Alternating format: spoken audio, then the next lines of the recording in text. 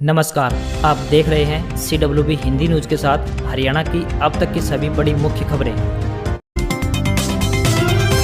आजाद हिंद फौज के सिपाही नेताजी सुभाष चंद्र बोस के साथी रहे झज्जर के गांव दुबलधन निवासी स्वतंत्रता सेनानी समिति के चेयरमैन ललती राम जी का कोरोना से निधन हो गया है। करीब 100 वर्षीय स्वतंत्रता सेनानी ने अल सुबह अंतिम सांस ली। ललती राम के निधन से बेशक ही नेताजी से जुड़े एक अध्याय का अंत हो गया है। उनके निधन पर प्रधानमंत्री नरेंद्र मोदी सहित देश और प्रदेश के राजनीतिक और सामाजिक संगठनों के लोगों ने शोक जताया है। कोरोना संक्रमण के बीच बहादुरगढ़ से दूसरे प्रदेशों के लोगों का पलायन का सिलसिला खत्म होने का नाम नहीं ले रहा है। पहले दिल्ली में लॉकडाउन, फिर हरियाणा में नाइट कर्फ्यू और उसके बाद एक सप्ताह के लॉकडाउन लगने के कारण पलायन करने वालों की अच्छी खासी संख्या देखी जा रही है। बीते वर्ष के कटु अनुभवों को देखते हुए इस बार हालात खराब होने से पहले ही मजदूर अपने राज्य को लौट जाना चाहते हैं। हरियाणा में लगातार बढ़ रहे संक्रमण व डबल म्यूटेशन महाराष्ट्र यूके को लेकर विशेषज्ञों, सरकार, डॉक्टरों की चिंता बढ़ गई है। ग्रामीण एरिया में लगातार बढ़ते जा रहे संक्रमण और मौतों ने इसका भयावह रूप भी दिखाकर चिंता में इजाफा कर दिया है। लगातार लोगों को अस्पताल में भर्ती होने और ऑक्सीजन की जरूरत पड़ रही है। मौतों के आंकड़े भी नीचे नहीं बल्कि ऊपर जा रहे हैं। पूरे हालात के बीच खुद सीएम, सेहत मंत्री और आला अफसर नजर रखे हुए हैं। कुल मिलाकर कोविड संक्रमण और मौतों को लेकर चिंतित स्वास्थ्य विभाग के डॉक्टरों, विशेषज्ञ भी रात दिन हालात पर काबू रखते हुए जुटे हुए हैं। अब गांव में रहने वाले लोगों के स्वास्थ्य के बारे में जानकारी लेने के लिए हर गांव की मैपिंग की जाएगी। इस संबंध में रोहतक के captain Manoj Kumar video conferencing से डिस्ट्रिक्ट क्राइसिस मॉनिटरिंग कमेटी की बैठक ली। उन्होंने कहा कि इस कार्य के लिए रोडवेज के जीएम को नोडल अधिकारी बनाया गया है। उपायुक्त ने निर्देश दिए कि आंगनबाड़ी वर्कर व आशा वर्कर गाँव में जाकर हर घर में यह जानकारी जुटाए कि कोई व्यक्ति बीमार तो नहीं है, अगर बीमार है तो कौन से लक्षण है। इसके साथ ही उन्होंने सभी SDM, BDPO, SPO, DRO व पटवारियों को भी निर्देश जारी कर दिए हैं कि वे रोजाना गांव का दौरा करें और शाम को लोगों के स्वास्थ्य के बारे में रिपोर्ट दें।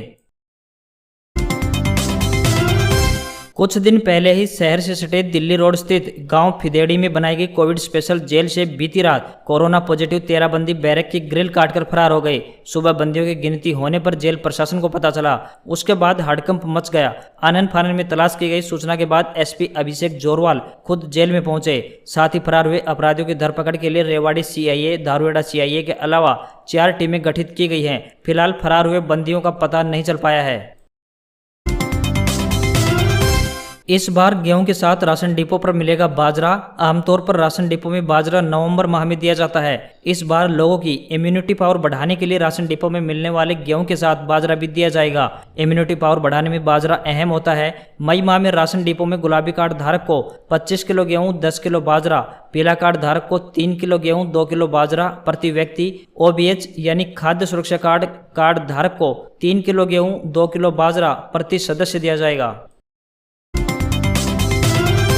भिवानी के चिड़ियाघर में बंद शेरों के प्रति बड़ी चिंता। कोरोना टेस्ट की हो रही है तैयारी। चिड़ियाघर की शान, सुधा, गीता व अर्जुन की दहाड़ को सुरक्षित बनाए रखने के लिए जल्दी इनका कोरोना टेस्ट करवाया जा सकता है। हैदराबाद के नेहरू जूलॉजिकल पार्क में 8 एशियाई शेर कोरोना संक्रमित पाए जाने के बाद सभी चिड़ियाघर में बंद शेरों के प्रति चिंता बढ़ गई है। फिलहाल चिड़ियाघर की शान बढ़ा रहे सुधा, गीता व अर्जुन में किसी भी प्रकार के कोविड लक्षण नहीं है तथा वो अच्छी तरह से खाना खा रहे हैं। हरियाणा में 15 मई तक मौसम आमतौर पर परिवर्तनशील बने रहने की संभावना है। अगले 48 घंटे में मौसम गर्म रहेगा, परंतु बीच बीच में हल्के बादल तथा हवाएं चलने की भी संभावना है। एक और पश्चिमी विक्षोभ के आंशिक प्रभाव के कारण राज्य में 11 मई की रात्रि से मौसम में फिर से बदलाव आने की संभावना व्यक्त की गई है। हरियाणा कृषि विश्वविद्यालय के कृषि मौसम विज्ञान विभाग के अध्यक्ष डॉक्टर मदन खीचड़ के अनुसार पश्चिमी विक्षोभ के प्रभाव से राजस्थान के ऊपर बनने वाले एक साइक्लोन सर्कुलेशन से 12 मई से लेकर 14 मई के बीच राज्य के ज्यादातर क्षेत्रों में तेज गति से धूल भरी हवाएं चलने व गरज चमक के साथ हल्की से मध्यम बारिश होने की भी संभावना व्यक्त की गई है। हरियाणा में कोरोना ने भयावह रूप धारण किया हुआ है। रोजाना नए केसों के साथ मौतों की संख्या में तेजी से बढ़ोतरी हो रही है। नेताओं सहित कई अधिकारी इसकी चपेट में आ चुके हैं। कुछ दिन पहले हरियाणा पुलिस के DSP अशोक कुमार की कोरोना से मौत हो गई। वहीं अब एक और DSP को हरियाणा पुलिस ने खो दिया है। नारनौल में तैनात DSP विजेंद्र सिंह का देर रात निधन हो गया। उन्हें रविवार को सुबह गार्ड ऑफ ऑनर देकर अंतिम विदाई दी गई।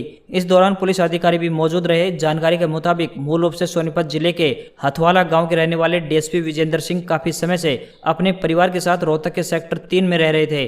अभी इनकी तैनाती नारनौल में थी। कोरोना महामारी से निपटने के लिए लगातार प्रयास किए जा रहे हैं। इसी कड़ी में आज एक अच्छी खबर रेवाड़ी से आ रही है। यहाँ पर ऑक्सीजन सिलेंडर बुक की शुरुआत हो गई है। इसके साथ ही अब जरूरतमंद के पास सिलेंडर की होम डिलीवरी भी होने लगेगी। इसी सुविधा के बाद ऑक्सीजन सिलेंडर के लिए भाग रहे लोगों को खासी राहत मिल जाएगी। इसके लिए एक पोर्टल तैयार किया गया है। ऑक्सीजन सिलेंडर का काम देखने वाली रेड क्रॉस सोसाइटी अधिकारी इसकी मॉनिटरिंग करेंगे।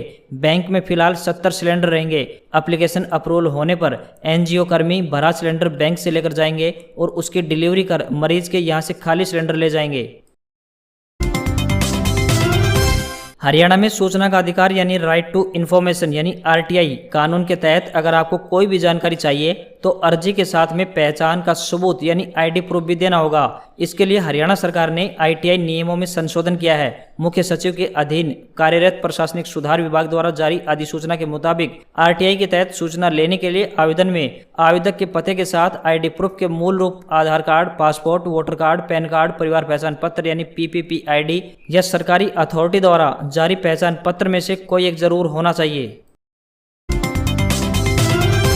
हरियाणा में कोरोना की दूसरी लहर कोविड संक्रमितों का आंकड़ा रोज नए रिकॉर्ड को छू रहा है। दिल्ली से सटे जिलों में तो स्थिति भयावह है। हरियाणा में कोविड-19 की दूसरी लहर को देखते हुए राज्य की जेलों में बंद करीब 6000 कैदियों को घर भेजने की तैयारी है। बिजली व जेल मंत्री रणजीत सिंह ने बताया कि हरियाणा के 6000 ऐसे कैदी हैं जो विभिन्न जेलों में बंद विचाराधीन है। उनके बारे में उन्होंने सरकार व पंजाब एवं हरियाणा उच्च न्यायालय के न्यायाधीश व हरियाणा राज्य विविध सेवा प्राधिकरण के कार्यकारी अध्यक्ष न्यायमूर्ति राजन गुप्ता तथा हरियाणा सरकार के वरिष्ठ अधिकारियों की हाई पावर्ड कमेटी को लिखा है। पूर्व कैबिनेट मंत्री किरण चौधरी ने मुख्यमंत्री मनोहर लाल खट्टर से मांग की है कि भिवानी में बंद पड़े एमके हॉस्पिटल को तुरंत कोविड सेंटर बनाया जाए। 100 बेड के इस अस्पताल में मेडिकल की आधुनिक सुविधाएं उपलब्ध हैं। इस फैसले से भिवानी और आसपास के इलाकों के लोगों को बड़ा फायदा होगा। किरण चौधरी ने कहा कि यहाँ ऑक्सीजन के लिए उचित व्यवस्था है। डॉक्टरों और पैरामेडिकल स्टाफ की रिहाइश का भी अच्छा इंतजाम है। शहर से केवल 4 किलोमीटर की दूरी पर स्थित है। अगर सरकार चाहे तो 2 दिन के भीतर 100 बेड का अस्पताल उपलब्ध हो सकता है। हरियाणा के गृह एवं स्वास्थ्य मंत्री अनिल विज ने कहा है कि राज्य में कोविड मरीज जो गरीबी रेखा से नीचे जीवन यापन कर रहे हैं और होम आइसोलेशन में हैं को 5000 रुपये की एक मुश्त राशि चिकित्सा सहायता के रूप में दी जाएगी। यह राशि सीधे मरीजों के बैंक खाते में भेजी जाएगी। अनिल विज ने जानकारी देते हुए बताया कि इसके लिए लाभार्थी कोविड मरीजों का परिवार पहचान पत्र होना अनिवार्य होगा। उन्होंने कहा कि निजी अस्पतालों को ऐसे मरीजों की जानकारी वेबसाइट पर अपलोड करनी होगी। प्रदेश में कोविड संबंधी सहायता के लिए 855 889 3911 हेल्पलाइन नंबर जारी किया गया है। इसके अलावा गुरुग्राम व फरीदाबाद को छोड़कर कोविड की जानकारी के लिए 1075 हेल्पलाइन नंबर भी जारी किया गया है।